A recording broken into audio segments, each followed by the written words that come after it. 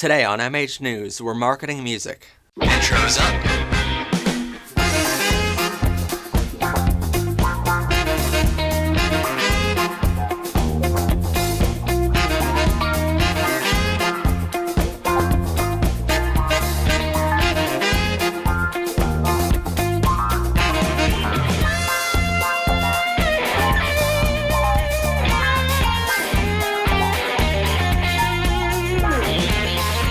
Ready, camera one in 3, 2, 1.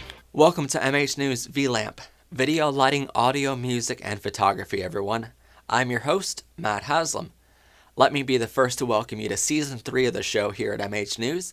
We've also added a downloadable PDF version of the entire script for this month's topic on the blog post, which is linked in the description below, for you to follow along and fill out sort of like a workbook. In this topic, we're going to explain some ways you can overcome some issues which set realistic nightmares for most professional musicians, or those looking at being professional one day soon. We'll also discover some ways to help you get your music heard by those that actually matter, find your audience in an oversaturated market, and we'll explain how to do it all for little to nothing in cost. Step 1. Know who you are and who you are marketing to. Before you do anything to go out there and market yourself, you first have to know two things: who you are marketing and who you are marketing to. It sounds pretty simple, but it's a little more complex than just saying, for example, that you're a country musician and you want to find country music fans. All throughout this episode and this lesson, we're going to use the example of my career, as it will offer us the most realistic numbers and terms. So, who am I? Well, I'm a country music singer-songwriter. My music is similar to that of Josh Turner, Scotty McCreery, and Charlie Warsham. Well, there you go. We've already expanded from our original description, and now we know that I don't just sing, but I write songs as well. Every music genre also has many different types within it, so we also know 3 artists I sound most alike.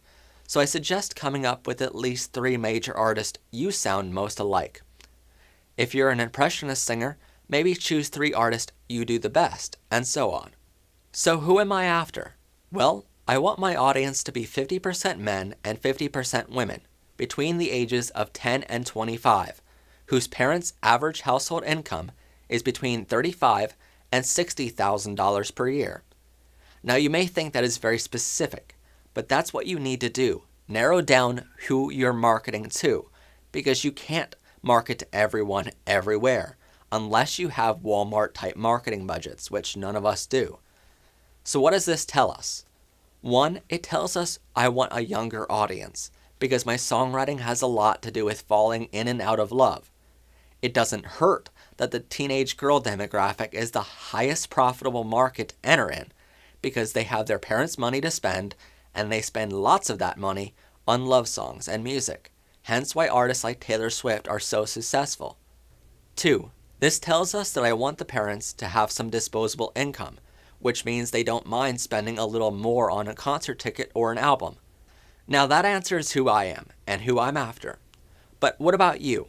Take a minute to write down who you are in a 1-sentence description, complete with 3 artists you sound most alike, and who you want your audience to be, including their average household income and maybe some other demographic facts about them, such as their age, their gender, and maybe as far as their religious beliefs, if you play mostly religious music. You can also use the workbook attached to this blog post to help you. Now that we know who you are and what audience you are after most, you can design all of your advertising and even your show around this information. It's important to remember, if something doesn't fit this description or doesn't appeal to that target audience, it should never, ever be published. Step 2. Get yourself on social media. The most important thing to remember in advertising is a very simple, yet mostly unbelievable concept. Over the years, I've had the pleasure to work with some of the best marketing minds in the country, and they told me something I simply couldn't believe. That is the concept that if you want to advertise, try your best not to advertise. Let me be the first to say how baffling this concept is at its root, but when put to the test, it works every single time. In the marketing world, there's no better word than free, And social media offers us musicians a way to get free advertising by interacting with our audience. For years, every time I posted on social media or emailed my mailing list, which we'll cover in a later section, all I did was advertise new products or post offers of a percentage discount, like 10% off my newest CD. When some of those marketing experts I met with saw my social media feeds, it was very obvious what I needed to change to get more business. Think about it when the shoe's on the other foot. If you're scrolling through Facebook, Twitter, or Instagram and just see a bunch of ads, you're most likely going to unfriend or stop following that person's social feed, so you stop feeling like they're cramming their products down your throat. And the last thing you want to do is have a fan unfriend or stop following you. To best use social media, here are some tips paraphrased from the experts. 1. Make a professional-looking cover photo and profile photo for your page. This cover photo should include some form of contact info such as a phone number, which is your best option, or a website or email address. You can easily create a cover photo using a program like Microsoft PowerPoint or Paint. Yes, you can really use that simple of programs. It doesn't take a genius or some expensive programs like Photoshop. Here's an example from my current cover photo and profile photo from my professional Facebook account. Notice the readability and the choice in font and text size, and the professional-looking background and photo, all of which comes together to show customers how professional our brand is.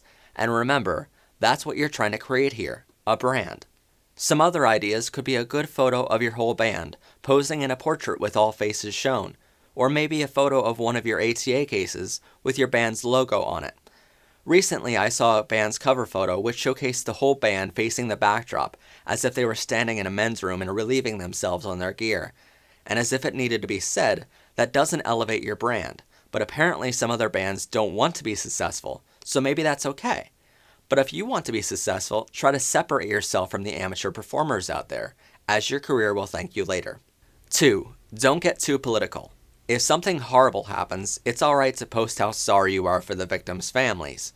But if you want to get political, save that for your personal Facebook, Twitter, or Instagram pages, not your music pages. As a side note here, I find it best to not even have a personal page, and I just use my personal Facebook, Instagram, and my Twitter as my companies.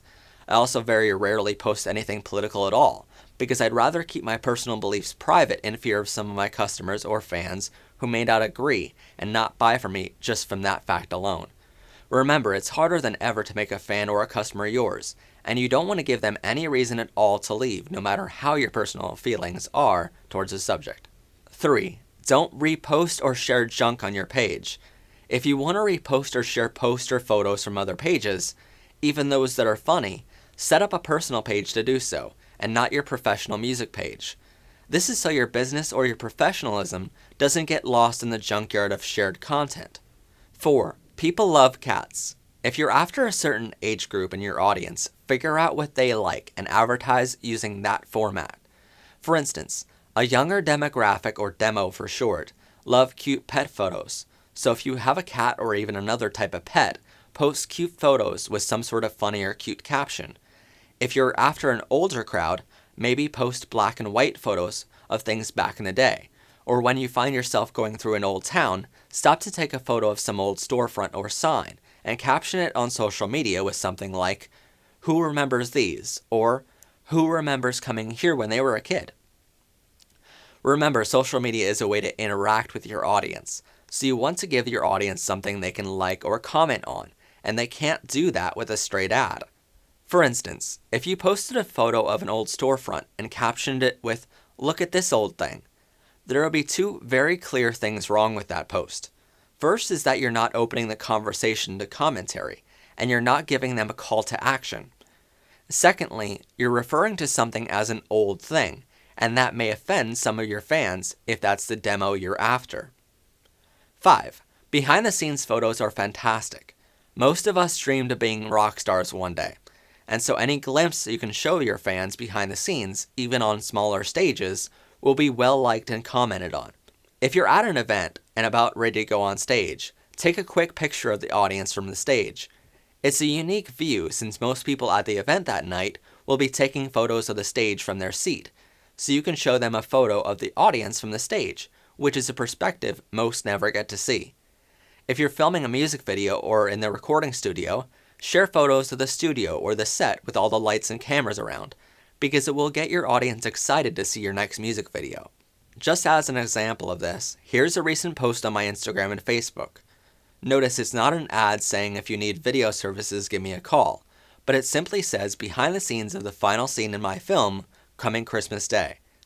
Remember, a photo says a million words, and we let the audience, in this case our followers, subconsciously read those words as, this guy does video work, if I ever need that, maybe I should give him a call. Its caption is also open-ended, so the audience can comment such things as, what film, or what's the film about? Now I'm going to take a second to explain that while this post has nothing to do with music, the same concept can be applied to your career. For instance, if you were on a set like this one day and shared a similar photo, you can caption it with, filming the final scene in our music video, coming Christmas Day. 6. On holidays, post what you're grateful for. For instance, on Thanksgiving, post a photo of you spending time with your family or friends, with a caption like, this holiday season, I'm thankful for those closest to me. Share with us what you're most grateful for today. This type of comment not only gets your fans to like your post, because it shows them that you're humble and gracious, but it also opens the conversation with them so they can start commenting with what they are most grateful for. On New Year's Eve, post something thanking your fans or customers. Here's an example from our page on December 31st, 2015. Happy New Year to everyone. To our customers, thank you for an amazing year and letting us be a part of hundreds of events. You are amazing, and we look forward to a busy 2016. From all of us here at MHP, we wish you a wonderful, happy, and healthy new year. 7. Let people spend their Black Friday in the big box stores. Let's face it, the big boxes have bigger sales than you or I will anyway, so it's no use competing. If you want to do something, post a sale lasting all weekend, or concentrate on Small Business Saturday, or if you have an online store, Cyber Monday. 8. Search but don't troll your friends for gigs. If you have a couple extra minutes each day, search your newsfeed to maybe find friends who are hosting events or have parties coming up. Then private message them or comment on their post with something general like, I saw you have this event coming up. If you still need some entertainment, please let me know, or visit my website at www.yourwebsiteaddresshere.com. Don't shove it down their throat, but let them know who you are. 9. Find Facebook groups for musicians. In my area, there are plenty of groups whose members are all musicians, such as Google Musicians Facebook group. So friend them and scroll through their postings to find places other artists like you perform. There are also plenty of people who don't really look around for performers and just post on these Facebook pages asking musicians to come to them. So it's worth the time to search through these pages every so often. It's also a great way to find people to collaborate with. 10. Finally, use hashtags constantly. If you have a new song you're working on, make a comment on Facebook and add a hashtag. For instance, every time I write a new song that I know will come out with a video on, I will comment on Facebook with something like, just wrote a new song called #GoodbyeFriend. Can't wait to share it with everyone during a show. It's pretty simple, but adding a hashtag to the song title allows others who might want to share the song or talk about how excited they are to hear the song to use the same hashtag and link their comments to the conversation. Everything we've been doing in the past 9 steps here has been to get people talking and starting a conversation, but adding hashtags, even some as simple as #BehindTheScenes or #CountryMusic, are ways to get all of your fans talking together and not just with you, but with each other.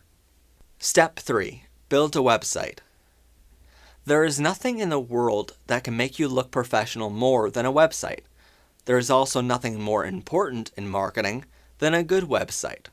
You can advertise yourself for decades, but without a good website to back you up, you won't look serious in your fans' or your customers' eyes. Now I know what you're saying to yourself, but websites cost thousands of dollars, Matt. And while that's true for big company websites, and for the occasional person who didn't do enough research and just decided to hire a large website company, that isn't true at all for most websites. Let's pause for a second and mention that many bands and performers skipped over most of this and just have a Facebook page for their music and just connect a domain, which we'll talk about in a second, to their Facebook. Never, ever do this. for it is professionalism suicide. When you finish creating your website as outlined below, it's suggested that you have a link at the top of your homepage for your Facebook, Twitter, Instagram, and other social media pages. But these social pages should never, ever be your whole website. For this, you will need to know two companies in order to make your professional website. The first is Wix.com, and the second is Domain.com. Before we go on and explain this, I feel it vital to mention that for my website, matthaslam.com, which offers an online store where people can buy merchandise, watch my music videos, subscribe to my mailing list fan club, book their event, read more about my shows or read more about me, and even buy tickets to upcoming concerts completely online, this website only cost me $12 a year. That's because you can design and publish a website for free using Wix.com and update it as often as you like. You can even add a blog and a list of other apps listed on their site builder. You don't have to know anything about HTML coding either to design your site. All you need is a mouse and a keyboard. Now you can watch some of their videos on their YouTube channel to help you get started, but a professional looking website can be built in only 1 or 2 days, thanks to their easy site builder. Now for each of my company websites, it has taken me over 12 years to get them where they are today, as we have had countless updates done on each of them. But just because you will need to make improvements over the years to better serve your customers and your market, doesn't mean you shouldn't have a website at all. So where does this $12 cost come from then? Well, if you just get a free website from Wix.com, then you'll be left with a really long URL or website address, such as this example right here, matthaslamfans.wix.com/matthaslam. I'm already out of breath, and for someone to remember that off of a banner at a show, by the time they get home, they'll never remember it. So how do we shorten it? Well, we shorten it by using what's called a domain. The best and most cost-effective place to get one of these domains is, you guessed it, domain.com. You can go to their site and search for yourname.com or whatever domain you wish to use, such as yourbandname.com. They will tell you whether it's available or not, and you can buy it for $12 a year. You can even use the coupon code FILMRIOT to get your 20% off their already low prices at checkout. Please note this offer may change in the coming years, but it's worth trying anyway. As a side note here, it's wise to search for yourname.com or yourbandname.com, as it will tell you whether that band name is already taken, and you can choose another one in its place. You can connect this domain using a mass forward to your site with some help from their incredible customer service team, and even create custom email addresses for yourself through domain.com. For instance, if you had a 5-piece band and wanted an email address for each member, you can do so, such as john@yourbandname.com or steve@yourbandname.com. Then you can do what they call a massed forwarded email, and whenever someone sends to that email address, it is forwarded to your personal email address. This helps if you want to hide your personal email or info from the internet or general population, so you don't have to give out your personal email address just to have some people contact you.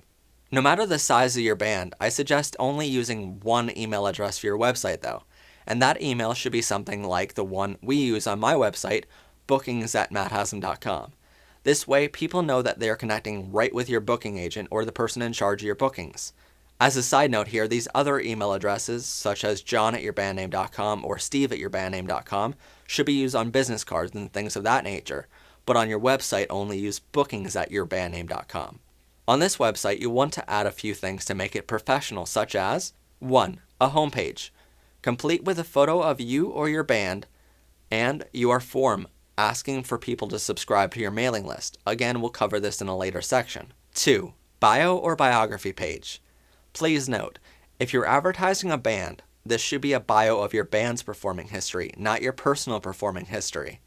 I have seen many bands introduce each member of their band with a profile photo of each member and a short bio of each.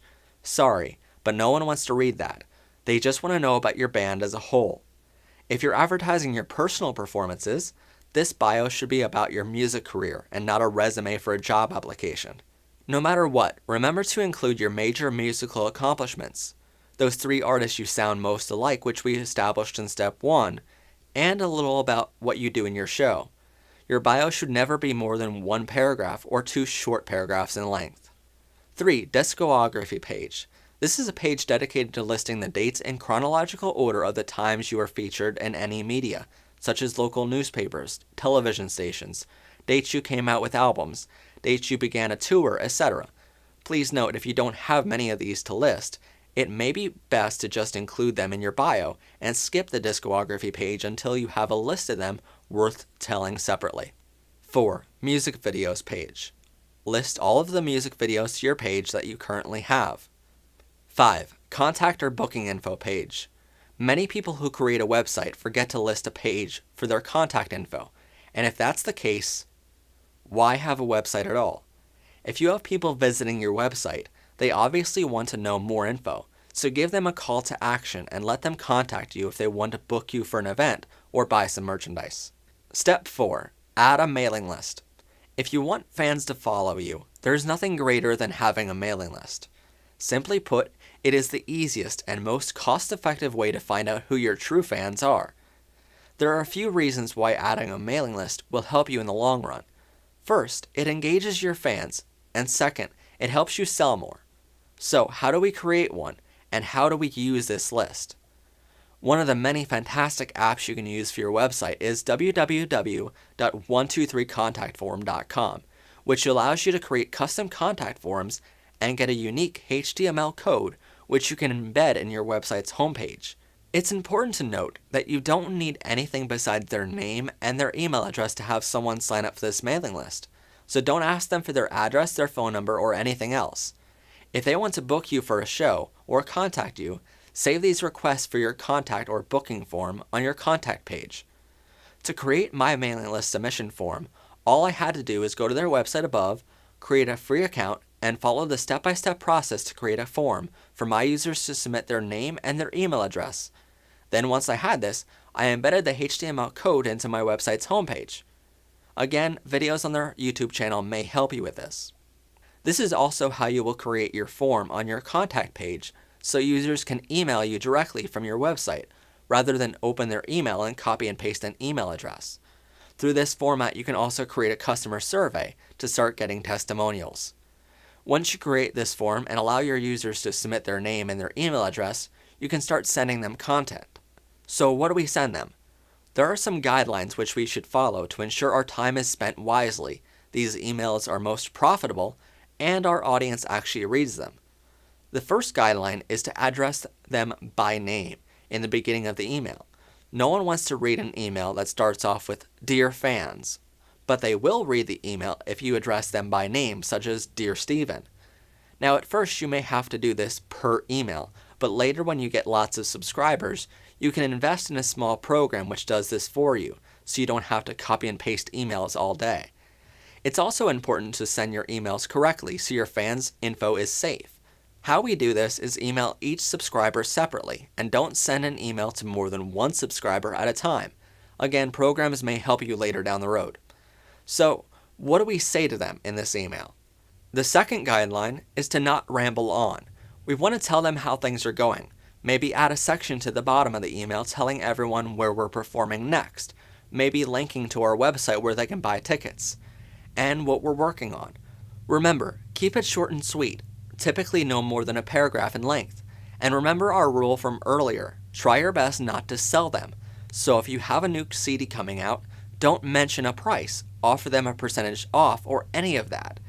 It's alright to mention that you have a CD coming out and when it's coming out, but don't shove it down their throat.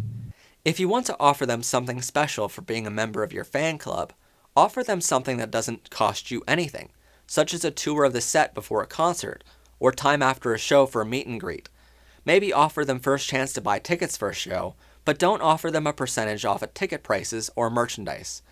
Remember, your margins on merchandise, as we'll explain in the next section, are fairly low, so even if you offer them $1 off a t-shirt, sometimes that's your whole profit margin on the item, so it's much better to offer them something that's free to you, but something they perceive as an added bonus.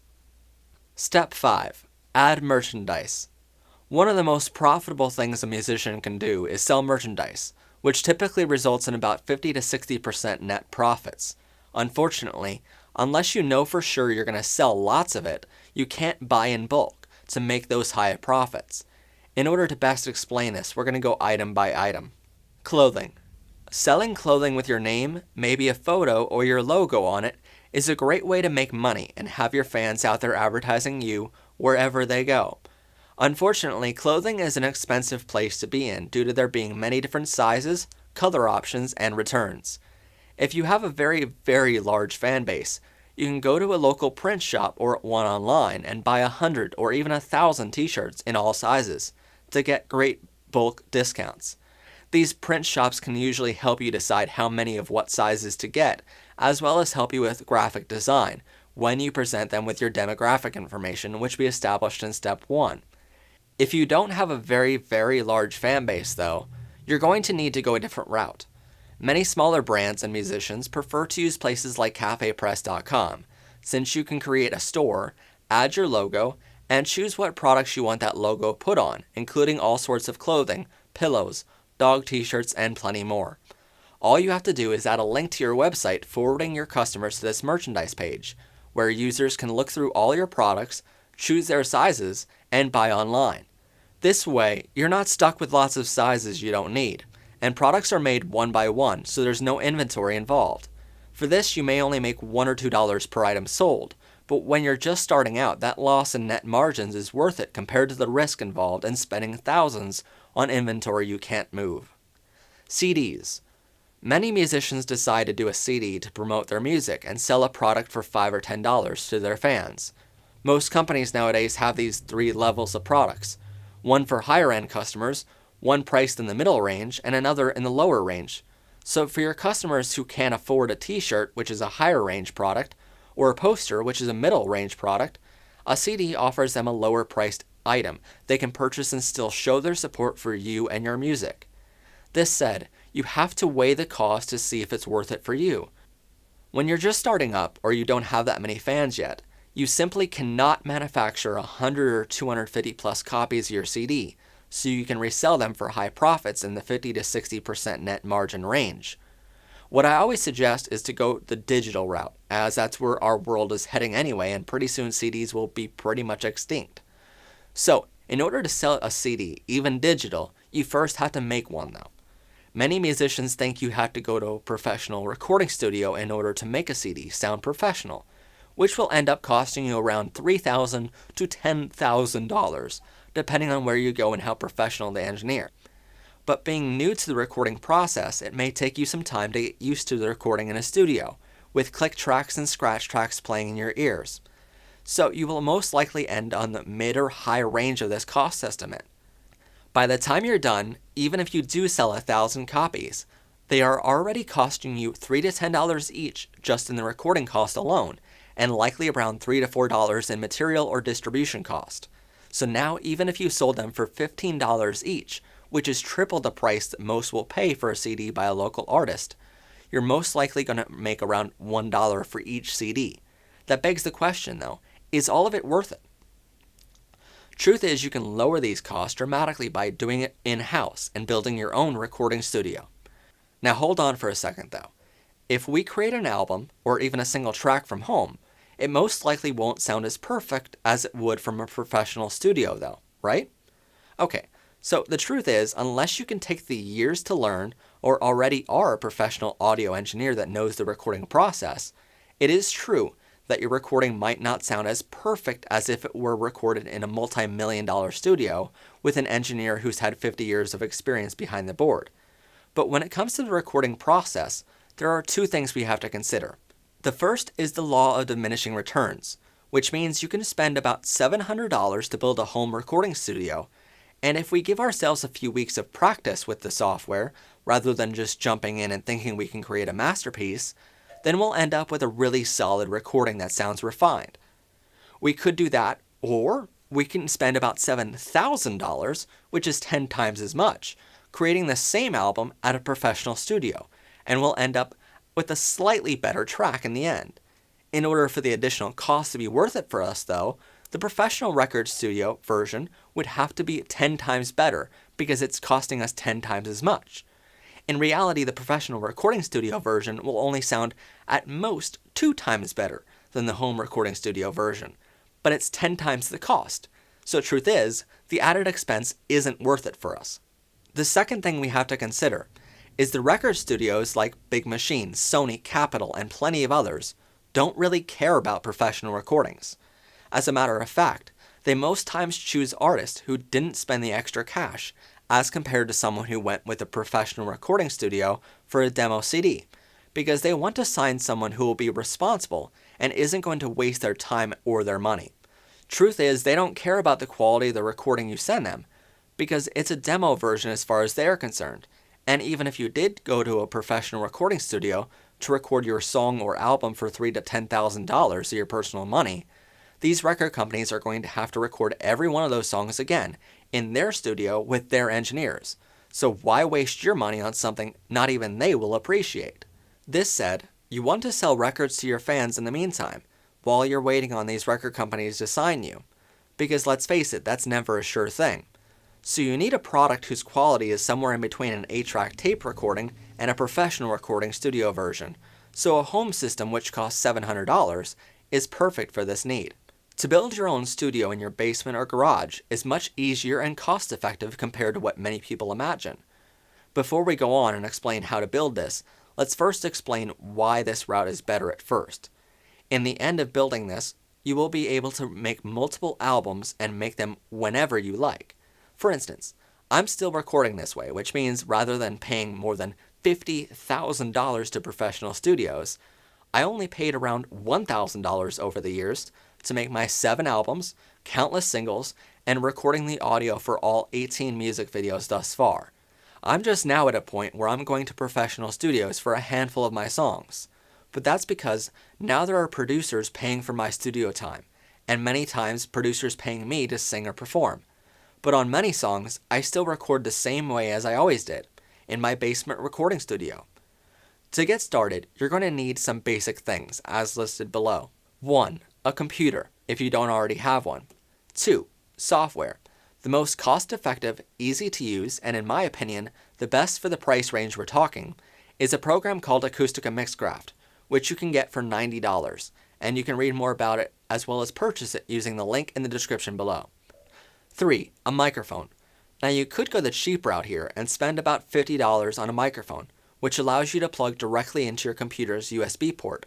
But these sound horrible, and you will only be able to use it for that one purpose. I highly encourage you to spend about $100 to purchase an SM58 microphone by Shure. If you purchase this from somewhere like musiciansfriend.com, you will most likely find a package allowing you to get a boom mic stand, SM58, and an XLR cable, all for $110. 4. A mixer. Having a professional mixer connecting your mics to your computer makes all the difference to a recording. So here's where most of your cost is going to be incurred. A good mixer is going to cost you somewhere in the realm of $470 for a product like the Yamaha MG16XU, which is the one we use. Again, you could go the cheap route here and purchase a $200 mixer made for just computers, but then you will need a mixer for live sound anyway, which will cost you $400 to $500 at least. So why not spend $470 and get 2 birds with 1 stone? Once you get these before mentioned items, you will be able to start recording. Now there are plenty of videos on YouTube of how to start recording using this program, thus we're not going to spend time explaining how to record. Once your album or single track is recorded and you're happy with it, the next thing to do is sell it. In order to save your costs when you're just starting out, I recommend going somewhere like cdbaby.com, who offers plenty of options for musicians, all of which are very professional. If you want to sell your album just on your website and their website, you can upload your album for free and you just collect the profits. If you want to get on places like iTunes, Amazon, and a list of others, you can choose their global distribution option, which will cost you somewhere in the realm of $50 to $80 per album, or $15 per single, depending on how many places you want to sell on. Later, if you want physical copies of your CDs to sell, they also offer duplication, but again, I don't suggest selling this way until you have a big following, because you're risking lots of inventory investment. Stickers and add-ons. Many musicians like selling bumper stickers and other accessories, such as posters. And a great place to go to start selling is vistaprint.com, where you can design your stickers and other add-ons and sell them on your website. So now that we have some merchandise, how do we sell it? As mentioned above, you could just add a link to your website for your Cafe Press store, and then links to each of your other products. But what I prefer doing is having one spot where my customers can buy any of my merchandise. To do this, I went the free route and went to squareup.com to create an online store. I added all my products to my account, making sure to figure out the cost for me to purchase the product and shipping costs to have it shipped to my customer, even if they live on the other side of the planet. And then I added some profit for me. So I created my online store which looks professional and added it to my page using the HTML code SquareUp provided to me. If you need help doing this, there are plenty of videos on their YouTube channel and their customer service is amazing. Every time someone orders, SquareUp takes their 2.75% fee, which I'll admit is a little high. But again, you're not taking the risk and they are ensuring the customer has the money to cover the purchase. You could go other places which may offer only 1% fees, but there are minimums on how much sales you need to have, or you have to pay a monthly fee, which many musicians can't afford. So be sure to factor in their 2.75% fees into your pricing to ensure you are making a profit.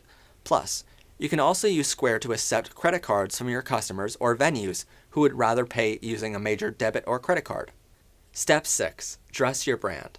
Ever heard the expression that if you want the job, you have to dress as if you already have the job? Well, the same thing applies to your brand. You have to look professional and not just sound like it. This means you need to show your logo off in as many ways as possible. Now, if you don't already have a logo, you can always create one using programs like Microsoft PowerPoint or Paint. Try playing around with different fonts and colors until you get something you're really happy with that appeals to your target audience. If you don't already know what your target audience is, please look back on step 1 of this process to find out what that target audience is. You can even come up with a few options and maybe ask 10 people in that target audience which one they like best, such as they do in focus groups. Once you have this logo for your brand, you can put it on your website, your Facebook, and everything you own. When you go into Microsoft PowerPoint and right-click on your logo to save it as an image, be sure to save the logo as a PNG file so you don't have that white background in your logo, which will show how amateur you are. A PNG file makes that background completely blank and transparent. When you're just starting up and don't have lots of capital, maybe you want to just start small and just get one t-shirt with your logo on it, and maybe a banner, but later you might want to expand to show how professional your brand is. Here are some things which have worked well for us in the past. T-shirts. No matter where we go, my whole crew and I wear t-shirts with our logo on them. There is nothing like mobile advertising, no matter where you go. If you have a crew, this shows everyone who your event staff is, and who is allowed backstage. If you don't have a crew, which you may not, even if you are the only one wearing branded t-shirts, it's still a fantastic way to show your website off no matter where you perform or go. For instance, if you're performing a show, you no longer have to mention your website every 5 minutes, because this t-shirt shows your website and your brand instead.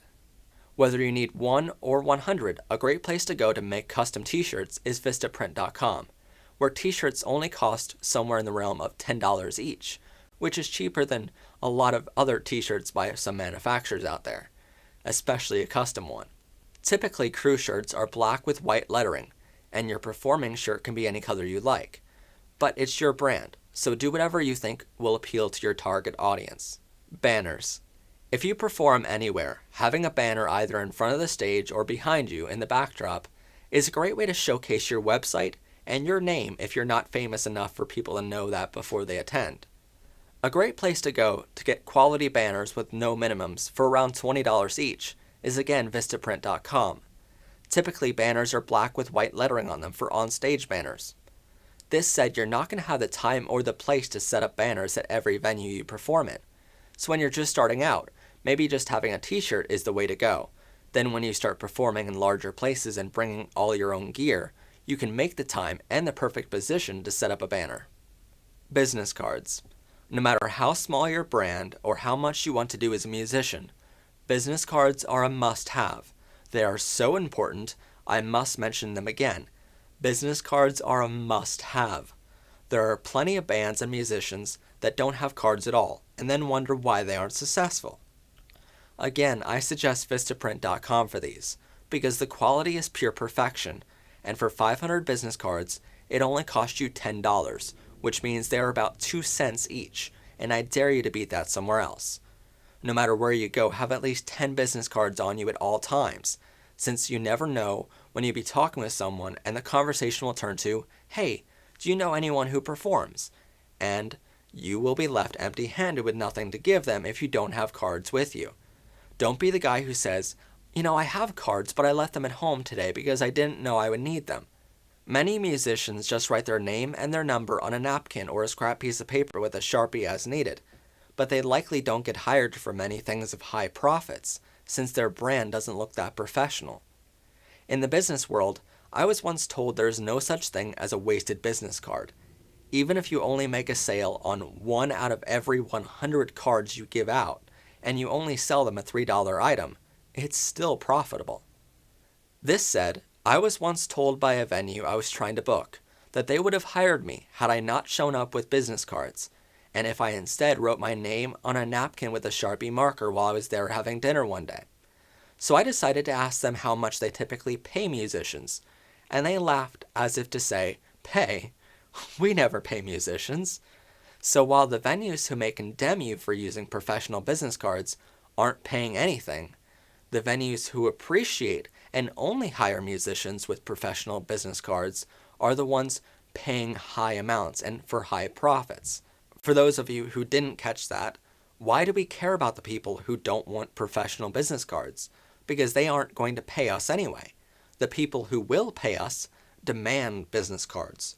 So I beg you, make some. Your music career will thank you. Magnets. Magnets are for when you become a little bigger of a brand, maybe after your first year of having these before mentioned items. You can professionally design magnets for your vehicles and get them printed for around $15 each, using yet again Vistaprint.com. These magnets should always include a phone number and your logo, and if you want, your website. But nothing beats driving down the road and having people call you up saying they saw your vehicle on the road and wanted to book you for their event. Even one sale can make these signs worth the investment. Stickers. When you start to get lots of equipment and want a great, cost-effective way to label your gear so it doesn't get lost or mixed in with another band's gear if you're doing a larger show, having bumper stickers is a great way to label everything. All you need to do is design your bumper sticker using Vistaprint.com and have your logo and some form of contact info, like your phone number, listed 4 times side by side on this bumper sticker. This way, when you receive your bumper stickers, you can simply cut each bumper sticker into 4 equal squares, and you now have 4 labels from a $4 bumper sticker. Backdrop.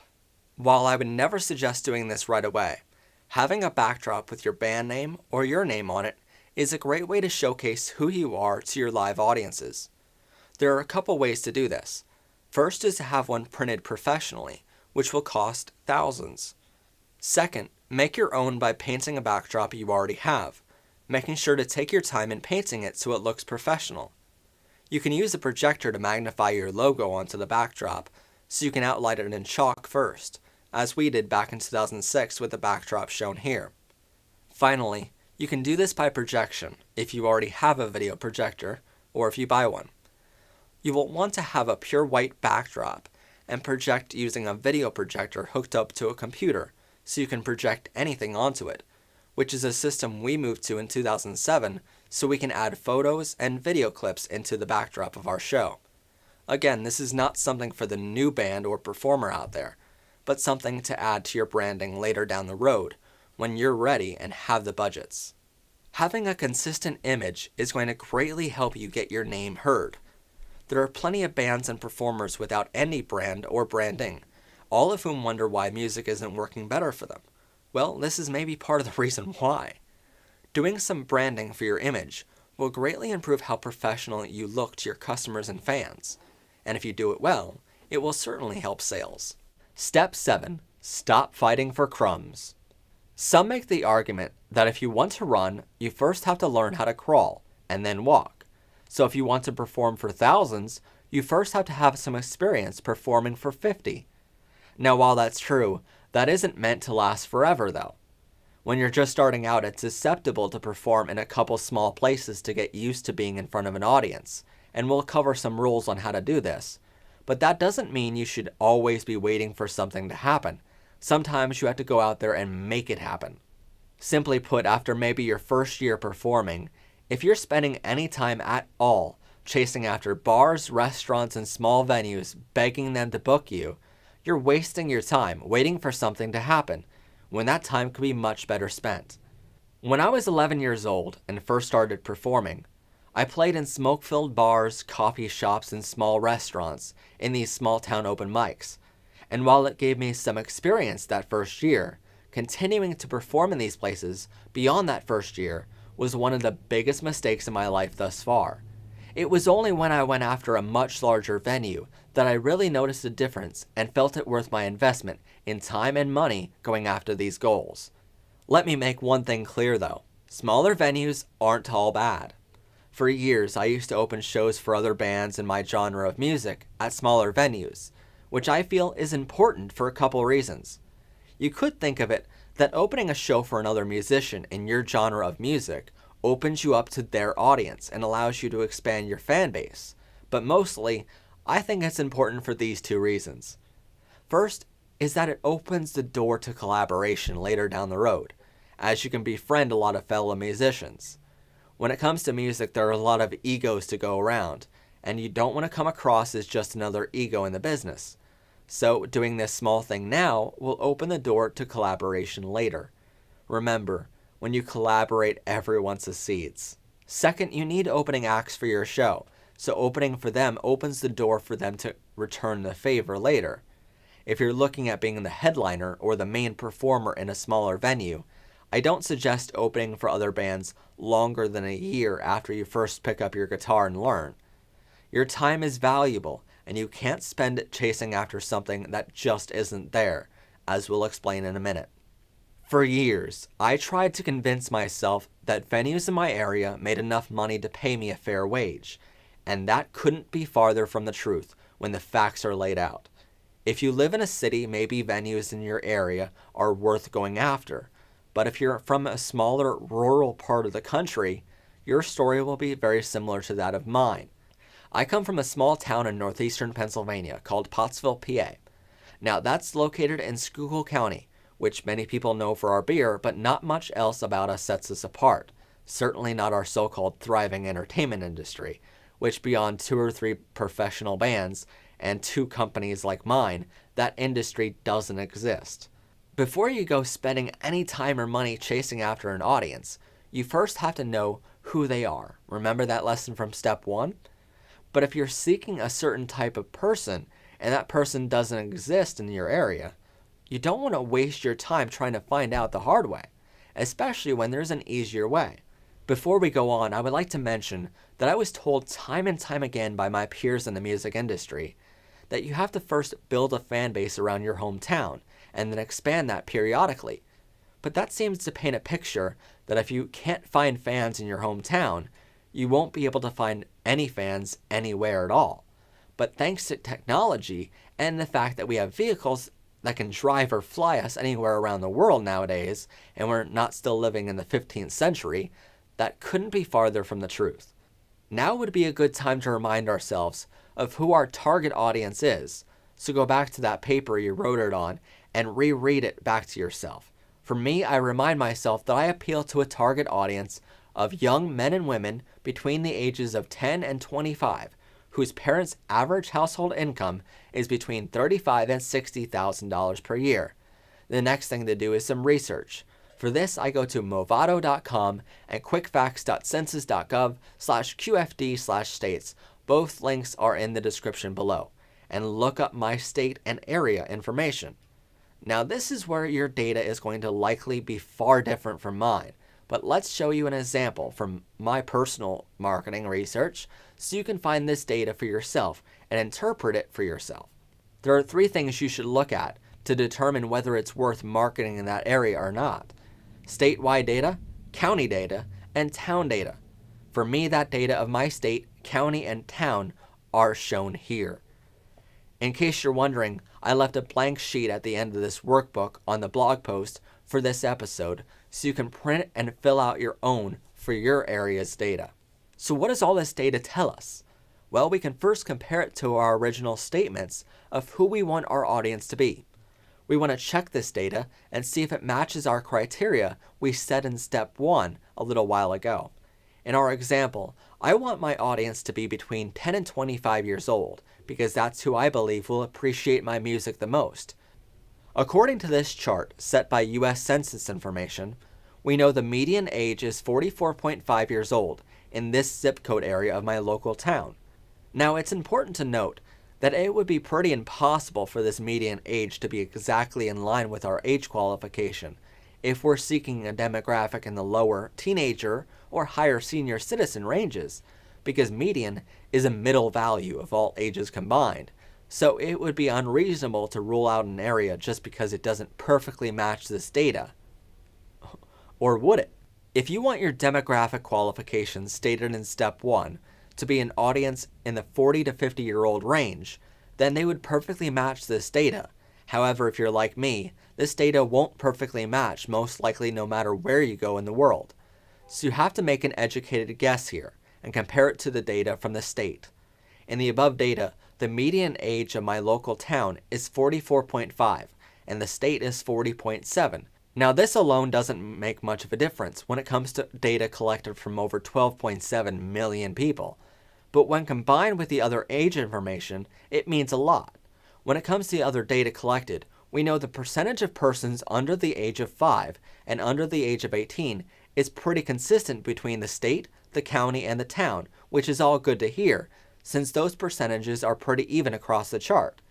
That said, we know the percentage of persons over the age of 65 is 16.7% in the state, 18.3% in the local town, and even worse at 19.3% in the local county, which means a higher percentage of our local population is either retired or elderly compared to the state. Now, if we're after an older adult or elderly audience, then these numbers are terrific. But if we compare it to our example in which we want a teenage audience, then these numbers are exactly what we don't want to see, which means we have to move to a different town or a whole nother county to find the numbers we want before beginning our marketing in that area.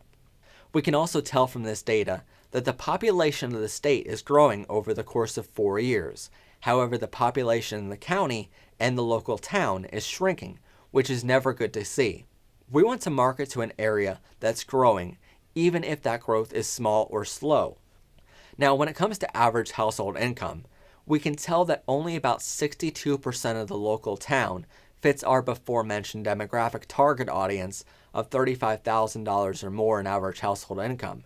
We also know that 46% of the local area is either not in the labor force or is unemployed, which means that while 62% of the local area fits our demographic target, only 54%, those employed, likely has some disposable income to spend on music and entertainment because of these unemployment rates.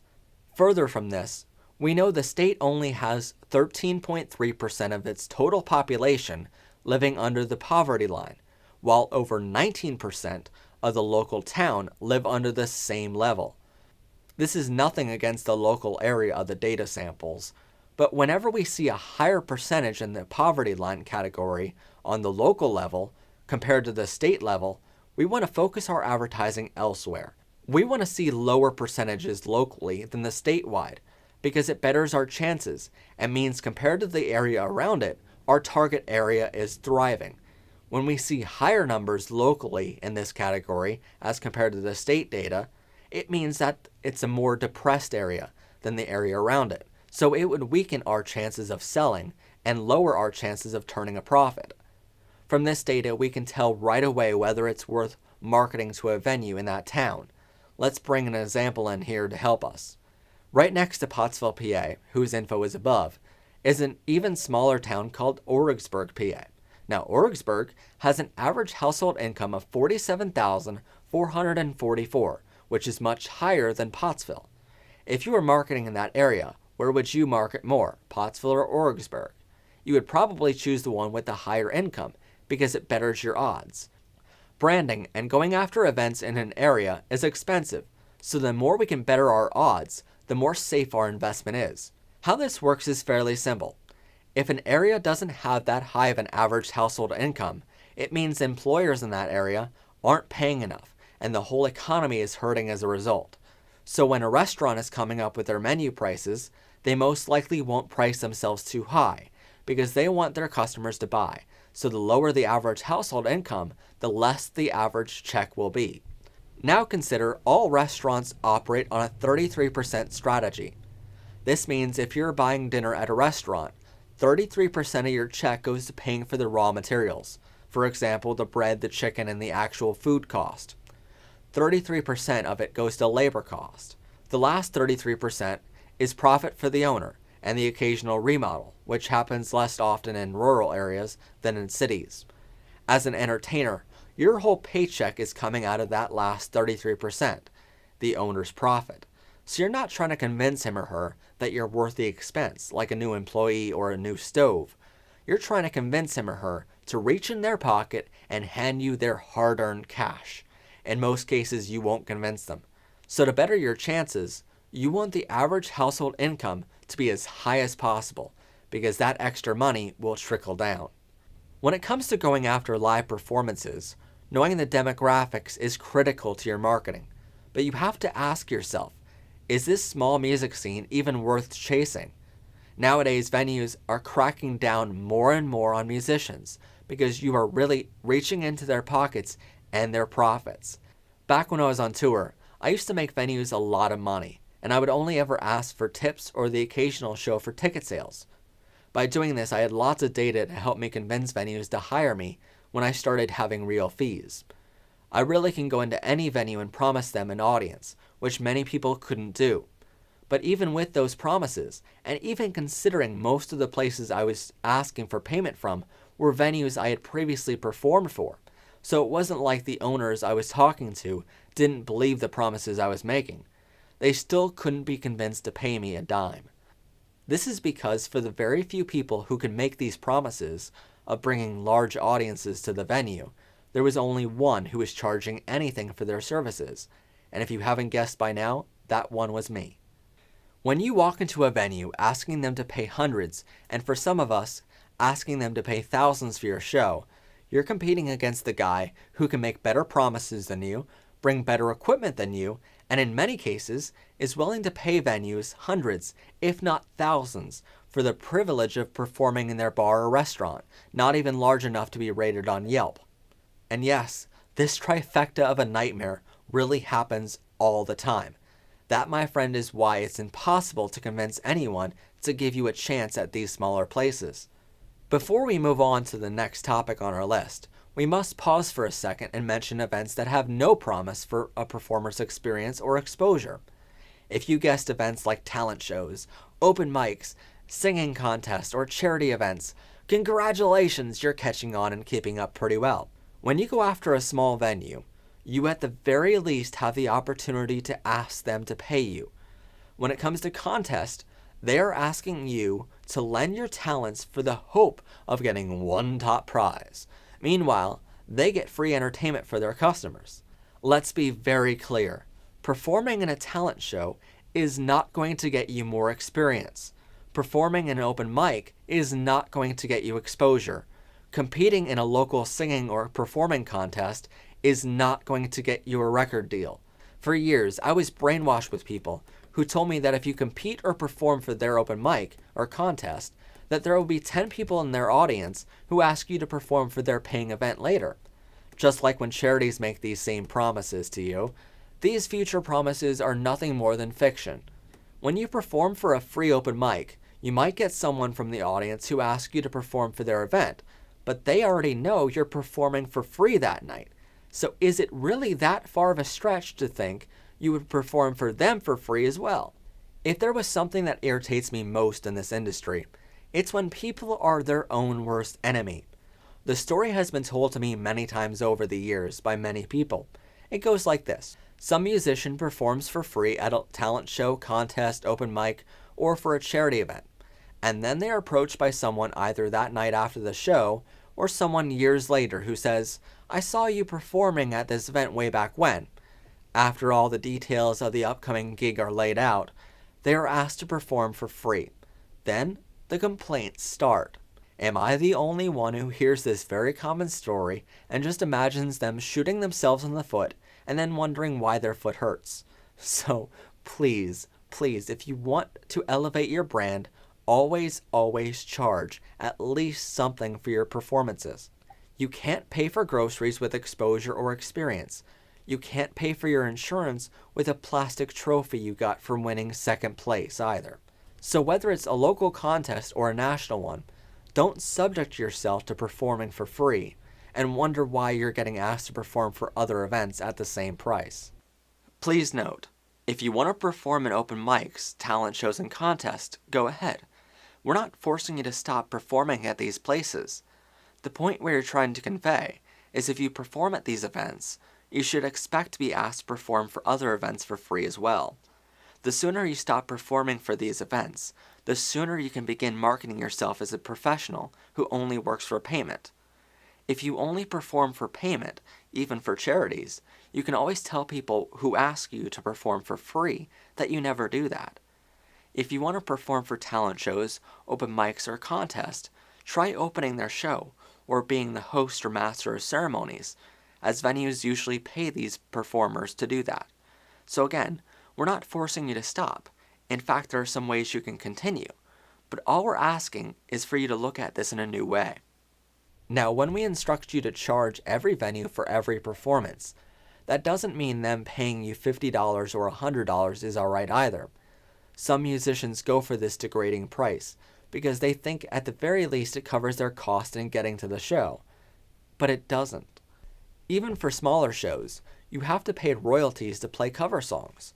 You have to pay for the gas in each vehicle, the tires to be replaced on that vehicle, insurance on the vehicle, you have to have insurance on your gear, and liability insurance to help you if anyone gets hurt at the event, and to protect you from large lawsuits. You have to pay for sound and lighting gear upkeep and buy it in the first place. You have to pay for lesson time to learn your instrument, warehouse space to store your gear, or even just a garage to practice in. All of this and more should be factored into your price per hour as a musician. So $50 or $100 per night should really be more like $50 or $100 per half hour at the very minimum. So where do you market to that wouldn't be stuck in this same trifecta?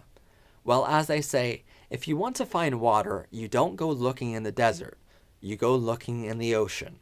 Many venues are out there and wanting good musicians, but you simply won't know about them because no one thinks of them as venues for their performing services. While every other musician in my area was chasing after the bars and small restaurants who weren't paying anything, I saw some opportunities in larger places like church halls, gymnasiums, and theaters. Sure, you can chase after bars and small restaurants for years and struggle to get by, even though you'd be forced to have a second job. Or if you're anything like I used to be, you'd be lucky enough to still be in grade school and have a loving father to support you through those years. But sometimes you have to set yourself apart by setting your own stage, which we'll cover in the next section. Step 8. Set your own stage. There are two parts to setting your own stage. The first is where, and the second is how. Remember we mentioned church halls, gymnasiums, and theaters? Well, when you think about performing somewhere, you probably didn't think about these places.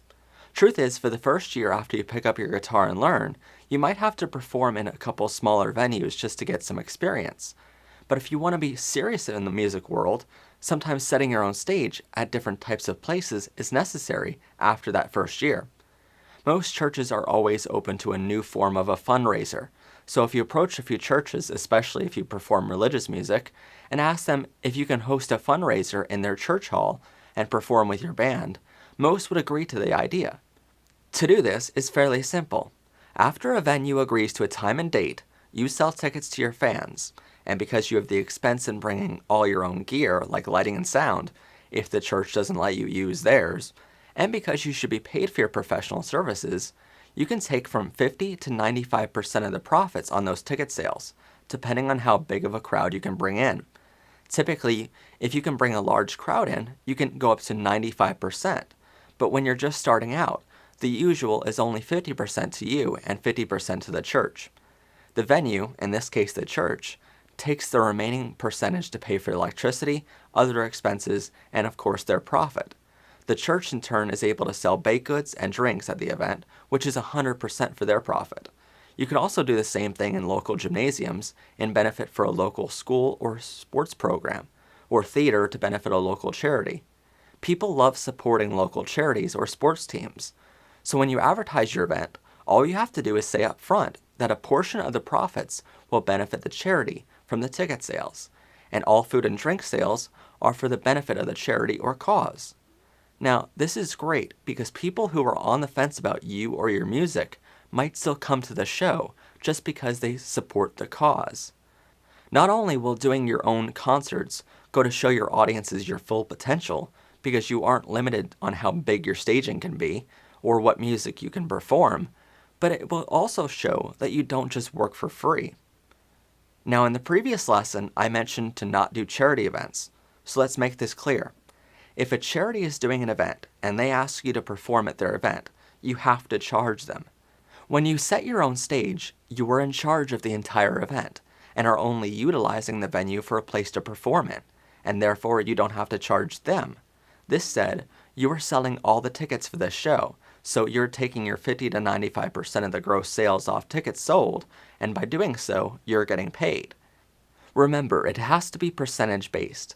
Otherwise, it leaves people to speculate that if you don't hit a certain dollar amount to cover cost or what you think you're worth, none of their purchase price will go to the charity or the cause. In this scenario, you are in charge. If you do an event hosted by a charity, they are in charge and should therefore pay.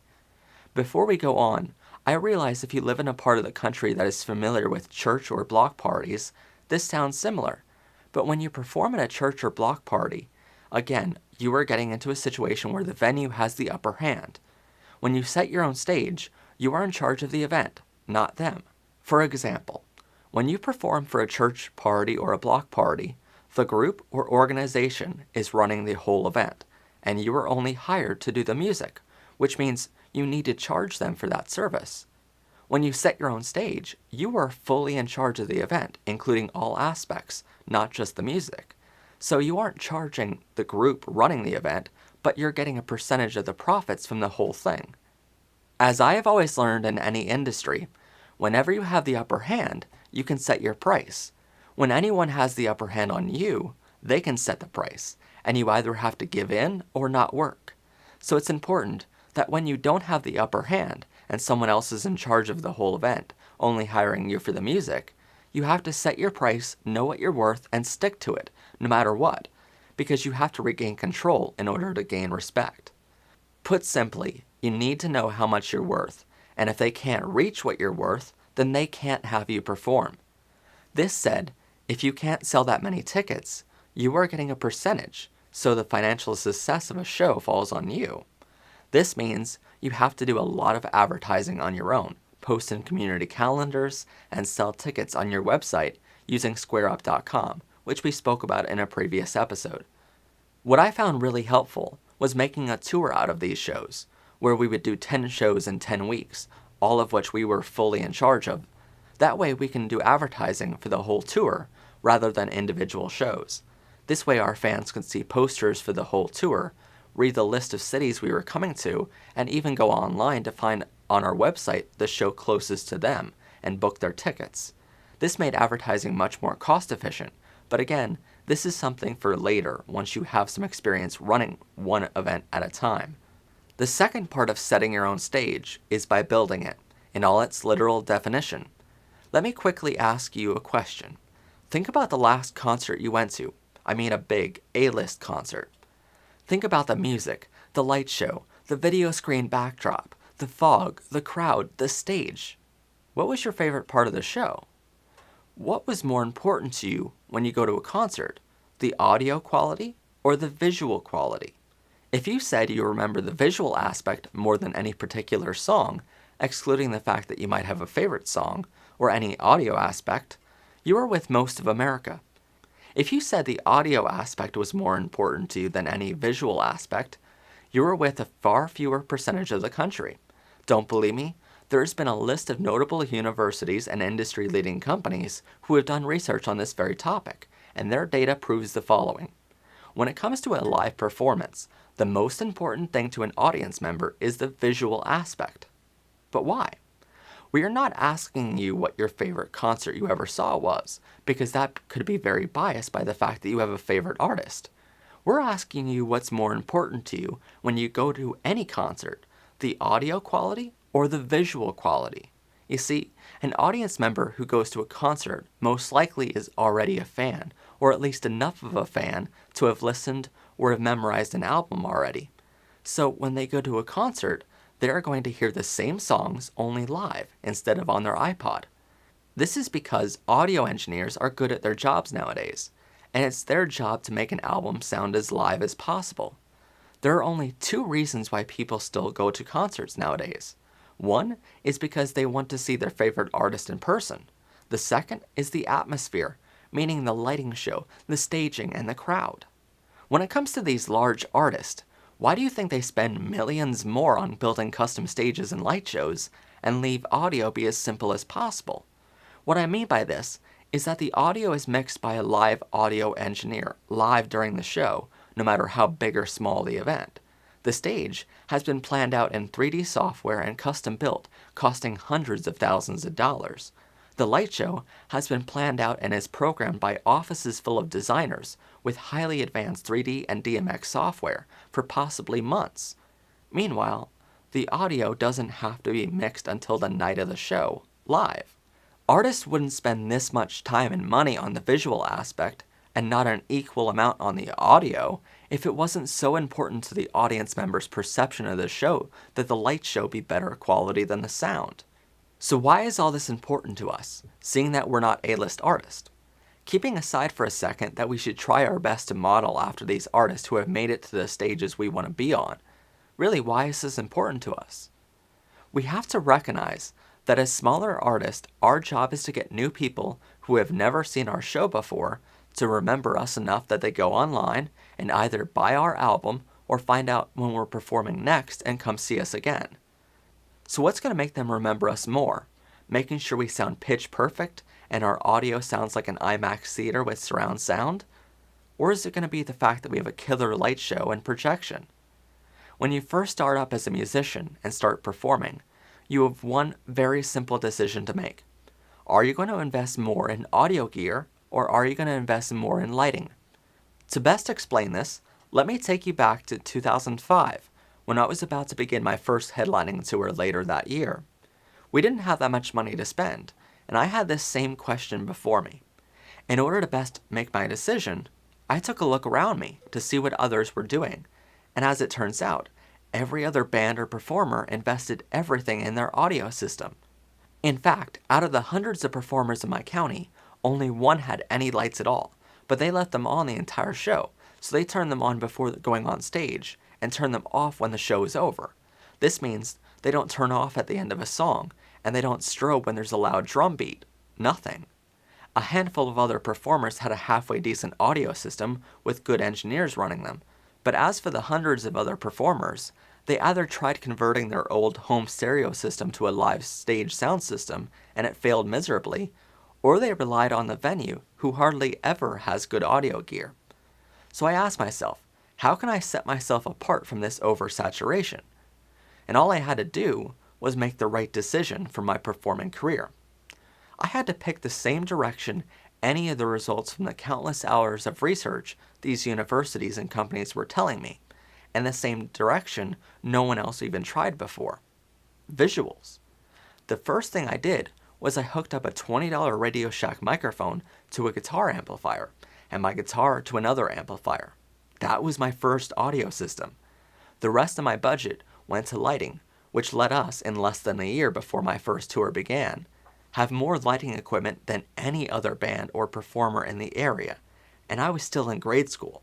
That first year, the music was far from perfected, and the audio, let's face it, left much to be improved, but the shows were a major success with venues begging us to come back, and audiences loving the show and becoming lifelong fans.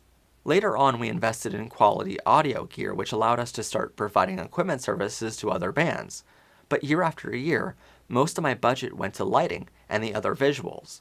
Nowadays, you can find moving head spotlights, lots of LED par cans, and audience lights, which we use to light up the audience when they start singing along, lining our trussing, and a professional sound system, along with years of vocal lessons making sure we sound good, but nothing compares to the special effects. Over the years, I made one very simple promise to my fans, which I believe is a promise we all should make as professionals to our audiences. That is to give our fans the best show they will ever see in the area. In the years following that first headlining tour, some bands followed our lead, which I'll admit was kind of odd, seeing that I was a kid leading some veterans who just a year before thought I was too young to even be in the industry. But they invested in some small par can spotlights, which they continued to just turn on before the show and leave on constantly with no effects. But in the determination to do our best, we added many special effects to our live shows over the years, all of which set us apart, made each of our shows more successful than the last, and certainly a better show than other bands who followed our lead. In 2006, we added a falling curtain to reveal the stage in the beginning of the show, and confetti guns to fire during the final song on a strong beat of the drum. The next year, we added moving stage pieces, which I would stand on and have them, by use of a powerful electric motor underneath the stage riser, move me from the stage area to a designated area out in the middle of the audience, bringing me closer to the people in the back of the gym. Come 2008, we added pyrotechnics, and by 2009, we added a rain machine, which would shower down around 50 gallons of water in a rain fashion on top of me standing on stage. I don't say this to mention my accomplishments, but to make you realize that by concentrating on the visual aspect of the show, we were able to have larger and larger budgets every year, and build our fan base the same. When it comes to setting your own stage, though, you have to keep in mind the reason why you're going after a much different venue than everyone else, and that is that you don't want to give yourself limitations. In a bar, you're typically limited to a stage area, if you're lucky, of 4 foot by 4 foot. If you go after places that have gymnasiums, suddenly you can have a staging area like ours in 2009, totaling 30 foot wide, 20 foot deep, and 30 foot high, with a separate control area in the back of 10 foot by 10 foot by 20 foot high. That, my friends, is how you set yourself apart. Be so big that you cannot physically fit in places that aren't willing to give you your fair wage. One important thing to remember when you're building your concert is your set. Over the years, we found 2 different ways to build an amazing set. The first is a physical set you bring with you everywhere you go, and the second is a digital one you create through projection. See, when you plan your stage or set, you should remember to keep your setup as simple as possible, while keeping your possibilities as large as possible. How we do this for the best price is through projection. While a video projector is expensive for some of us, it is a far comparison from transporting large stage items with you, like a row of lockers to set a scene of a hallway in a school, or a dresser and a bed, just to make a bedroom on stage. Over the years, we used one simple projector to show countless set backdrops on a plain white backdrop behind us. For venues that didn't want us bringing our pyrotechnics inside, somehow most venues didn't like that idea very much, we added a video to the projection of fireworks going off. For venues that would rather their gym floor not be covered in water from the rain machine, we added a simple rainy backdrop video. You could use it for these simple purposes, or for showing pictures or stock videos playing in the backdrop, or you could record dancers performing to your song and play it as you dance along, making it look to the audience as if you have dancers, as we called PIP, or projection interaction programming. You could also project live video feeds on side projector screens, as we started doing in 2007, to have fans in the back see the show just as if they were in the front. Again, I'm not saying you have to go out there and buy lots of lights or a projector your first year out, but if and when you decide to invest in equipment, try investing in the visuals more than the audio gear, and maybe some of these examples give you some ideas for your next show. Believe me, your audience and your wallet will thank you, because making your show more appealing to audiences is elevating your brand, which means you can charge more and look more professional to your venues. If you don't have the amazing crew and the budgets we did, which allowed us to build these things for our stage over the years, maybe try adding a palm tree and some beach chairs the next time you perform a concert with an island theme, or play some sounds of an ocean wave coming in through the sound system during your concert at a lower volume than the music to give the atmosphere that your audience is really there at the beach. The next time you do a Christmas event, bring a full-size Christmas tree with you and decorate the whole stage. Maybe add some tinsel to your trussing and keep it far enough away from your lights to not catch on fire. Try coming up with ideas for your show and ask your friends or collaborators for some ideas as well. Another great tip when you do live performances is to tell your audiences near the beginning of the show that you welcome them to take pictures and video of the show. Lots of performers don't want fans to take video or photos of the show, but you have to realize the reach of social media and welcome it in your show. Step 9. Be original. Don't copy and paste. Remember from moments ago when I asked you to think about the last concert you went to. I mean a big A-list artist concert. I did that for 2 reasons, only one of which we went over in great detail already. The second reason is because I want you to think about the artist's song choices. Did the artist only play cover songs, or did they perform their own original songs, with only 1 or 2 cover songs somewhere near the middle of the show? Yet again, why more artists don't model after these artists who spend millions finding out what audiences want to hear and months perfecting their show before going on tour, I have no idea. But we seem to not listen to what they are screaming to us. I would normally ask you to think back to the last community event you were at, or event with a small town band, and tell me if you heard an 80s rock song. But truthfully, my question would be much better phrased by asking, how many 80s songs didn't you hear that night? There are some who argue that you need some experience performing before performing your own original music. Then there are some who argue that people won't become fans if they can't go to a show and hear the songs they love or they can sing along to. While only a very small amount of this has any merit, isn't it your job to set yourself apart from every other single performer out there? Put very simply, if you perform the songs everyone else is performing, you're putting your audience in a position to rank their favorite artist, and sorry, but most times you're going to lose. Either that, or they will be comparing it to the A-list artist who did it originally, and again, you're going to lose that battle. As a singer who performs 99% original music during their show, with only 2 cover songs in the middle of the show, let me assure you that if you're afraid of your audience not being able to sing along, they might not get every word right, but they will still sing along regardless. If you're a good performer with a good stage presence, you can give the newer fans in the audience some things to do who haven't memorized your album or your songs from your music videos, which we'll cover later. During the show, you could ask the audience to start waving their hands back and forth in the air, or pound their fist to a drum beat. That way everyone has something to do, and those who know the lyrics can sing along too. While we're on the subject, if you want to give your audiences something to do, never ever ask them to clap along to the song. If you must ask them to, have them clap high in the air. Nothing is more depressing, and for lack of a better term, a party killer, like having an audience slowly fade off from clapping along. Have them hold up their cell phones and wave their hands back and forth, or something easier. But if you ask them to clap along and they slowly stop clapping, it is very noticeable, whereas it is much easier for them to just wave their hands in the air. Performing mostly original music is going to help in the long run. Not only will you be able to get away from paying rights to places like ASCAP and BMI for using a cover song, but you will also show your audiences your full potential as an artist. Now, many artists don't pay these rights to ASCAP or BMI groups, and wonder why they get sued and most times end up losing all their gear and, if not their homes. So if you want to avoid a legal battle that you simply won't win, don't play cover music and risk it. Or if you play it, pay the rights. As we mentioned a moment ago, if you perform a song that everyone around you is performing, such as an 80s rock song like Wanted Dead or Alive or Pour Some Sugar on Me, you are forcing your audience to pick their favorite. But suddenly, if one artist starts performing original music, they already stand out from the rest, and you have people who want to come to your shows just to hear something unique. Try writing a couple songs about local happenings, or maybe a song highlighting the best or the most funny parts of the area.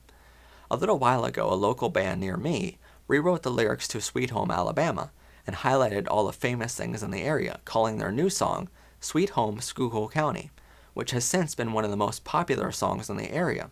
So maybe if you don't know how to write a full song by yourself, maybe try doing a parody like Weird Al. Sure, people from out of the area won't understand it or appreciate it because it's a local song, but the audience around here loves this song for that same reason. People love to hear a song that relates to their lives, and what better way to do that than a song about their local area. Back when I used to travel for shows, I challenged myself before a tour would begin to find out about the local areas I was going to and write a local song for each and every venue. That way I can have a local song for each show. And though it's difficult, you can do a similar thing. One day when you're ready for this step, having original and especially locally topical songs will help you appeal to your local radio stations for airtime. If you only perform cover music, they won't ever give you airtime because they would much rather play the song by the original artist. Think about the bands or performers who have gotten record deals recently. Were any of them a cover band? No. While some bands can go on to do great things as a cover band in places like Las Vegas, most performers aren't in that boat, as you have to remember, cover bands of that success level are the best of the best of the best. Not to mention the fact that there's little need for a cover band, and being a cover band is expensive because you are paying the rights for imitating a certain artist and using their fame to create your own. When you perform original music, you're appealing to record companies who want original artists nowadays. In today's industry, record companies have a choice between artists who are going to need songwriters to write all their music for them and artists who wrote all their own material. Now, which do you think is more cost-effective for them, and therefore the one they choose? Not only will writing and performing original music help you get a bigger following faster, make it easier for you to get airtime in local radio or television, and make you more appealing to record companies, you now have something else to offer. So if you aren't the one in a million to get a record deal, you can make a happy living being a songwriter for bands who did. While some people may want to hear their favorite 80s rock song, and they may want to sing along at the top of their lungs in the bar, remember that you're not after bar shows with an audience who wants you to just fit into a mold of what they think a performer should be, because that mold doesn't allow you to make any money. Making your own mold, however, allows you to be whatever you want as a performer, allows you to make your music a career, and allows you to sculpt your show however you like. Step 10. Make videos. Lots of videos. A few moments ago, we took an in-depth look at the demographics of our hometown area from Step 7. But what if those demographics didn't even come close to what our target demographic was from our original statement in Step 1? Some so-called experts believe you need a solid fan base in your hometown area before expanding, and according to them, if you can't find fans locally, you should just give up on music, because it would never be a success. While that may have been true before technology came to be, it is certainly the farthest thing from the truth nowadays, when many famous artists made their start on sites like YouTube. Such success stories include Justin Bieber. Now, many people don't prefer his music, but regardless of your thoughts on his music, you have to admit his success. Matty B raps, and a long list of other artists in every genre of music.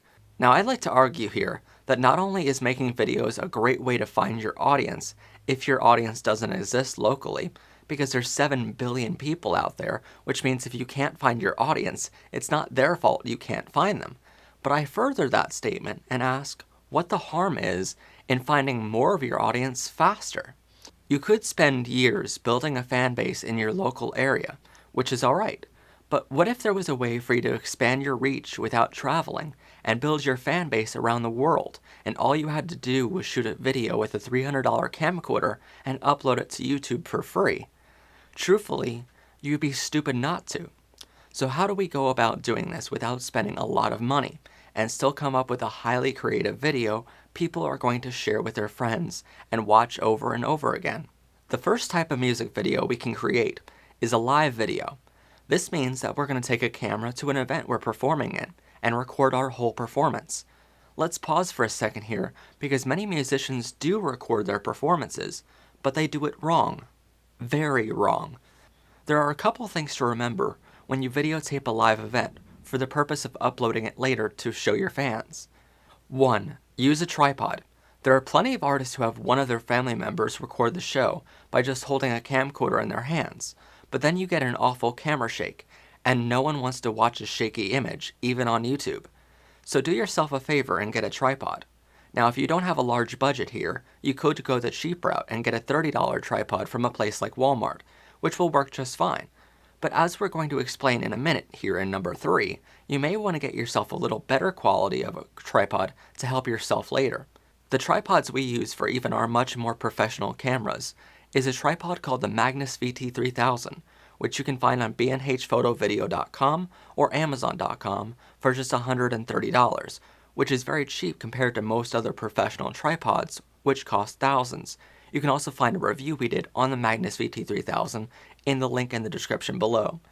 This tripod comes with a fluid head, meaning you can smoothly pan left and right and tilt up and down without getting a very jerky motion. This tripod also allows you to level your image with a built-in level, so you can ensure your image is parallel to the horizon. No one likes an image that's cockeyed. Number 2, concentrate on the audio. Now here's where things can get a little confusing if you're not paying attention.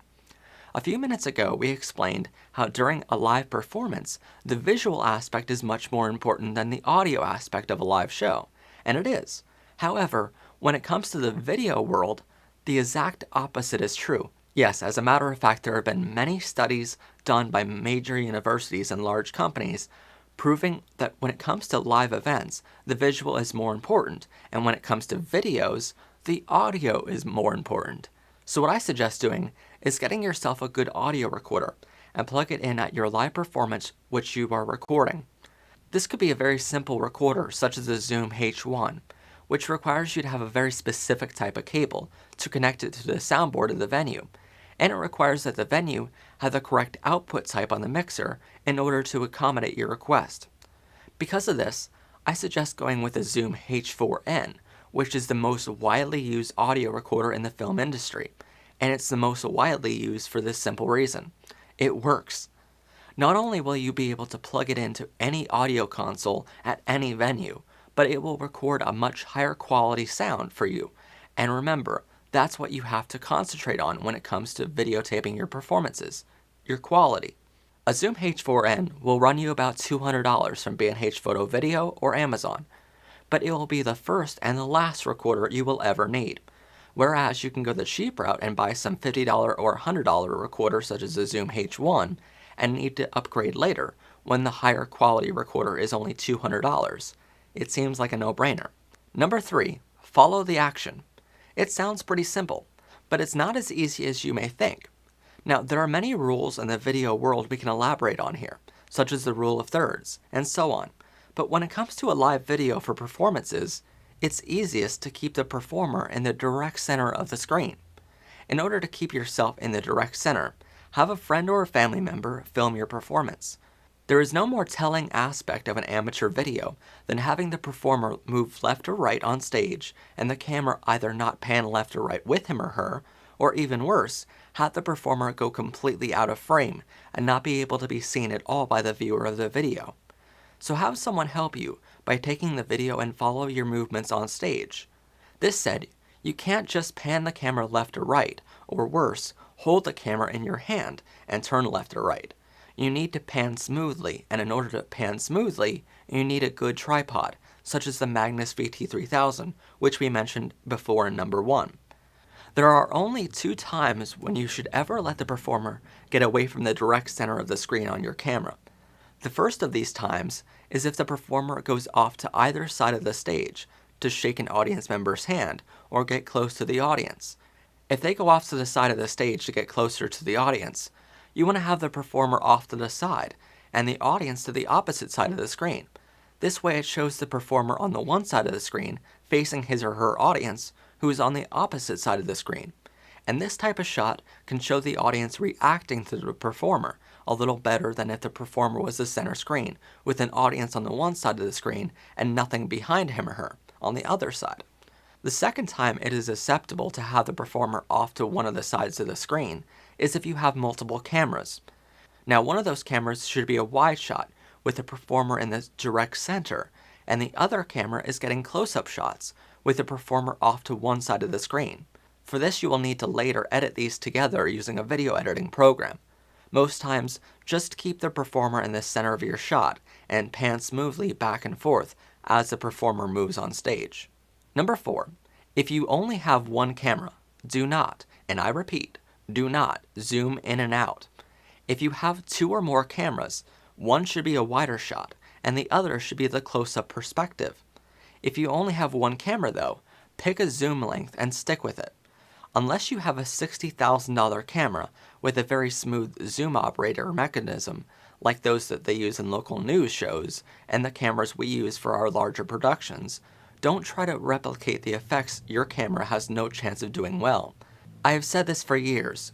The true sign of professionalism isn't knowing what you can do, it's knowing what you cannot do and either hiring the people and the equipment who can do it or working within those limitations of your knowledge and equipment, but doing it so well that no one notices the difference.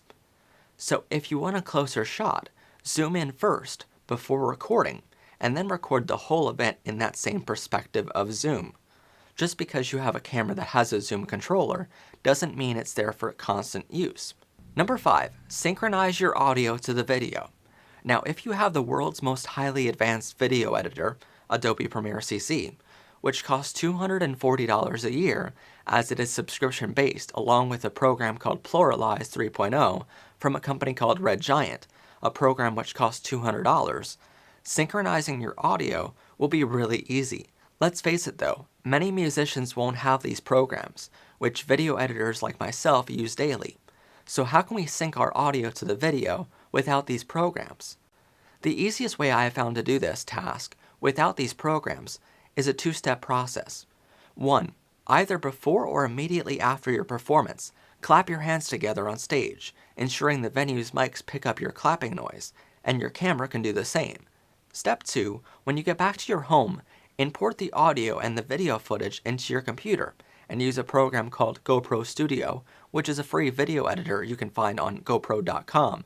Then use this clapping noise you made at the event to sync your audio by lining up the audio spikes in the video footage and the same audio spike in the audio footage.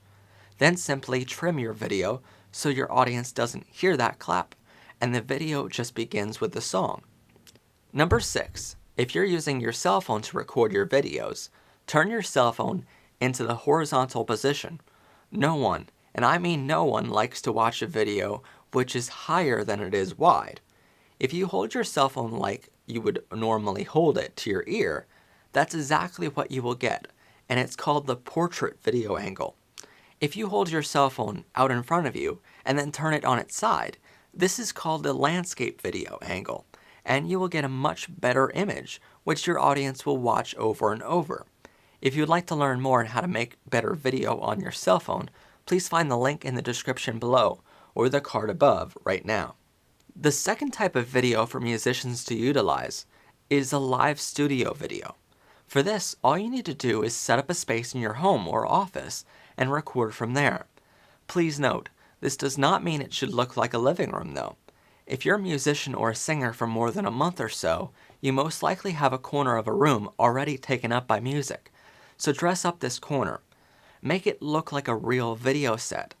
You don't need lots of professional video lights, just use the lighting in the room, but this space should be a special spot in your house, which you can leave set up so the next video can be done with the same look to the background.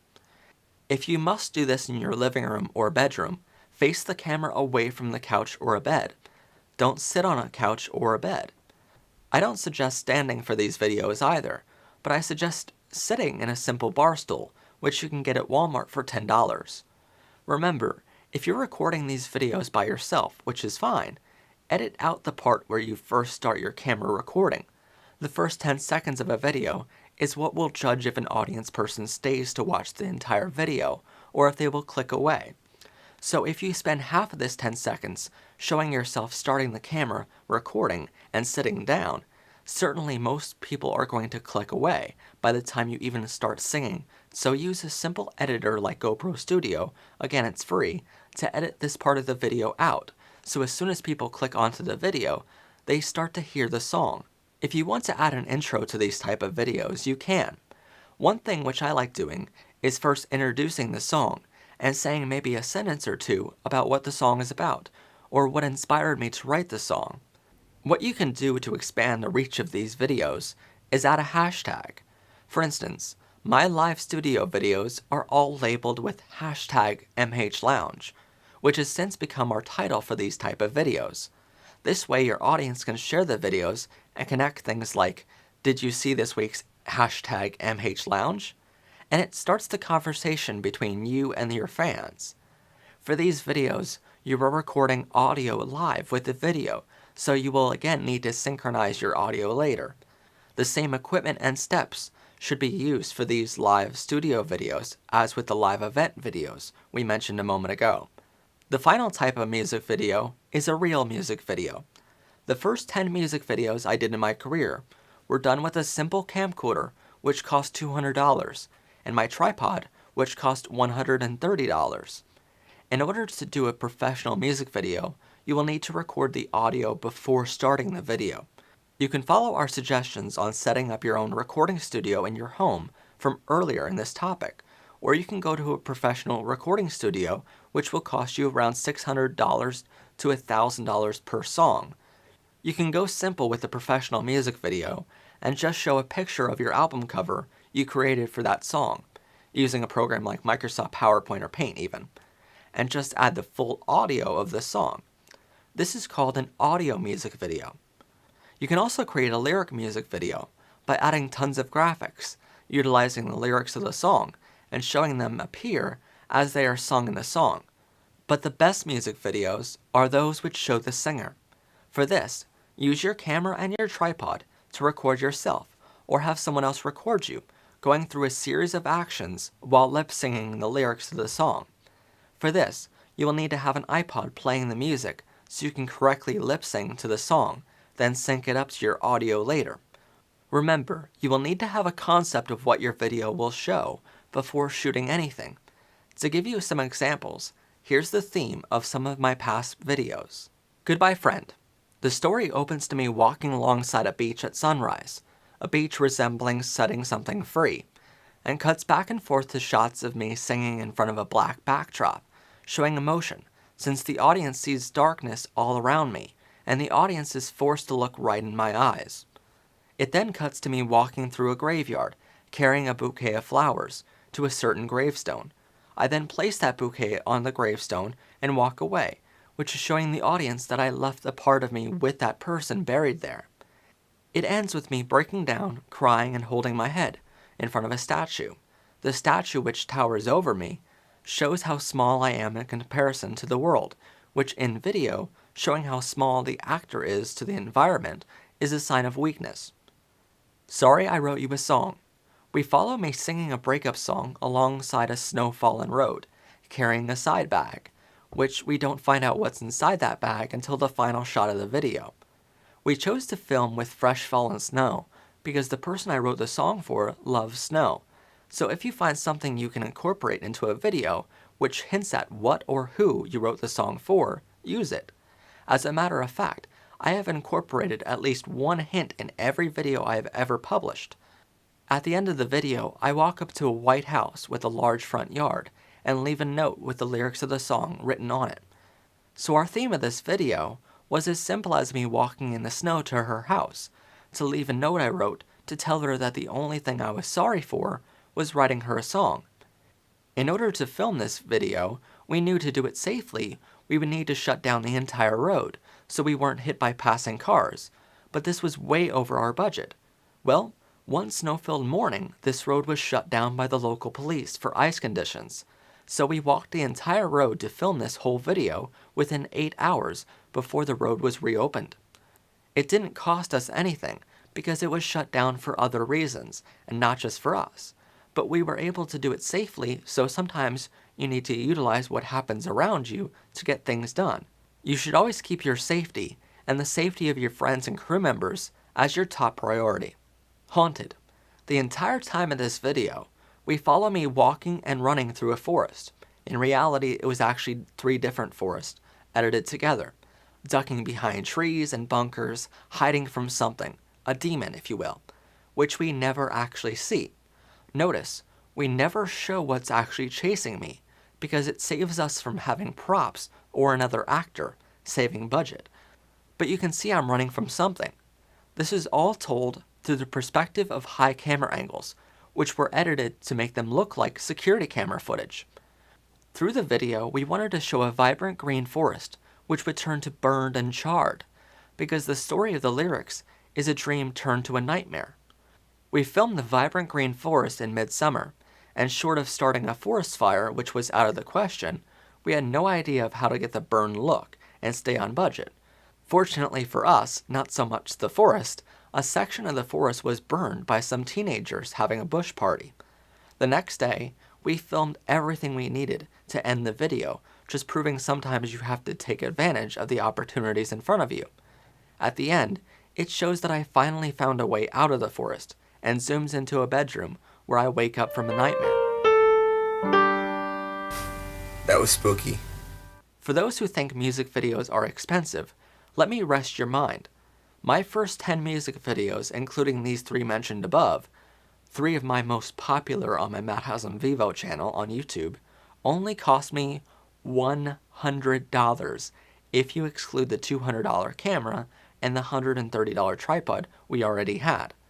The only expenses came in the bouquet of flowers, which was $5, the hotel room we had to stay over in Atlantic City, New Jersey, in order to get the beach early enough to capture the sunrise at 6 a.m. that day, which was $90, and some gas. If you want a more professional video, you can go to a more professional video company like MHP, but I only suggest that if you have the fan base already. If you're just starting out, try some things on your own first, just so when you're on set with a professional company one day, you're not spending your whole day learning on how to do things and wasting your own money and getting some on-set experience. Plus, it saves you lots of money when you're just starting out.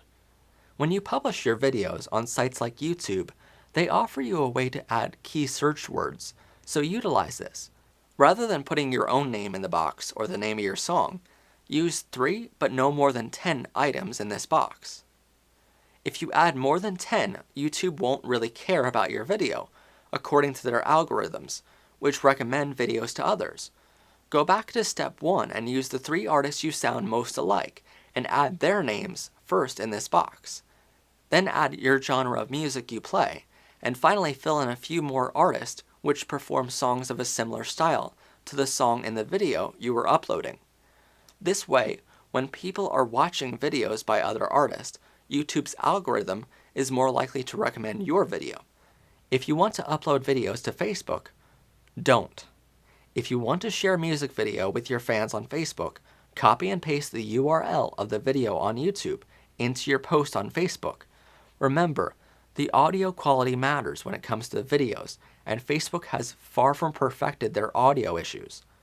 Even the video quality on Facebook still sucks, so if you want people to appreciate your work and your art, upload to YouTube first and post the link on YouTube. That way people can watch the video with a much better audio quality and much better video quality. This said, we cannot copy and paste songs on YouTube either. For instance, many artists who record cover songs or who don't write their own original songs think that you can just record yourself singing someone else's song and upload it. While it's true that I guess you could do this, your video will also be blocked for copyright infringement, and people will be able to see you, but they won't be able to hear any audio. Your video will in a sense be muted.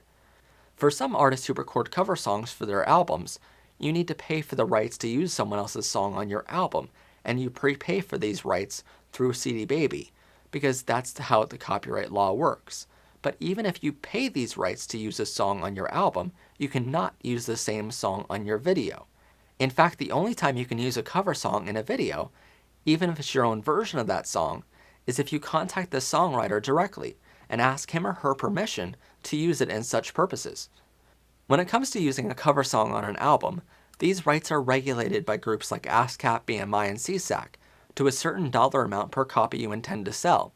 But when it comes to a video, these songwriters can set their own pricing, so you can end up having a songwriter allow you to record the song for free because it's a lesser known songwriter, or you can end up paying thousands for a more popular song. It all depends on the songwriter. This is why you see the YouTube channels being suspended or shut down entirely of artists who only perform cover songs. Generally, they record right after the song originally debuts from the original artist, hoping to catch some of the people looking for the original version. Many times this results in major lawsuits, so just do yourself a favor and either get their rights or only record original content. Step 11. Market to the world. Now that you have a professional-looking website, music videos, business cards, an album, social media pages, and a brand, it's finally time to market yourself to the world. You see, before we had all these items, we didn't stand a chance in the music industry. Now we have elevated our brand to a new level and can begin implementing this plan to record companies, venues, and fans. Back in the day, if you wanted a record deal, or even if you wanted to be a songwriter, you would have to physically go down to these record companies' offices in Nashville, New York, or cities alike, and hand them a CD, which would get quite expensive. Nowadays, we have a wonderful thing called email, and by the way, it's free to use. So take your music videos and send an email to these record companies. Send emails to producers. Send emails to film studios and television studios, because many musicians forget that the film and television industries use music as well. And if you're a songwriter, they might want to choose your song to use in their next commercial or film. If you plan on marketing to film and television studios, though, you have to be a songwriter sending them original work, because cover material is too expensive for them to use because of copyright issues. You also need to be signed up with ASCAP, BMI, or CSAC, because no film or television studios is going to pay you your royalties directly. Many years ago, you needed professional press kits, complete with a demo CD to market to venues asking for a gig. Thanks to our old friend email, we now have the option to send our music videos and website information to venues directly, without the added cost in marketing materials and traveling door to door. For this, make sure your website looks professional and includes a picture or two of you and your band performing live on stage somewhere on your homepage and your contact page. Structure your email addressing the owner or their booking manager by name and letting them know who you are, what type of music you play, and asking them to contact you for pricing information and scheduling. This way they know up front that you're going to charge them for your services. Next, you'll want to add links to at least 2, but no more than 3 of your best music videos to show them that you sound good enough to play in their venue. Preferably, one of these videos should be a video of you performing live before an audience to show how well you interact with the audience or crowd. Another should be a full music video, which shows how professional your brand is. End your email thanking them for their time and consideration, followed by your name, your phone number, email address, and website address. If you want to find fans, go out there and find them. Start using social media. Advertise your website using SEO or search engine optimization words through your website. If you want some help with creating SEO for your website, ask the wonderful people over at Wix.com or see their YouTube channel for help with this. As long as you follow the 10 before mentioned steps in this lesson, finding fans will be easier than ever. Well, thank you for watching this lesson on MH News. Remember, we need your suggestions for upcoming episodes, so if there's something in the video, music, photography, or live event fields that you need some advice on, let us know in the comments below, or post your questions to our Facebook page using the link in the description below. And while you're there, give us a like. Don't forget to check out our blog post for more information, and the downloadable PDF booklet to help you with marketing your music. The links to all the before mentioned websites and the blog post will be included in the description below, and while you're down there, subscribe to our channel. Thank you for watching, and see us next time here on the only network showing you the how-to in the entertainment industry, MH News VLAMP. Bye for now.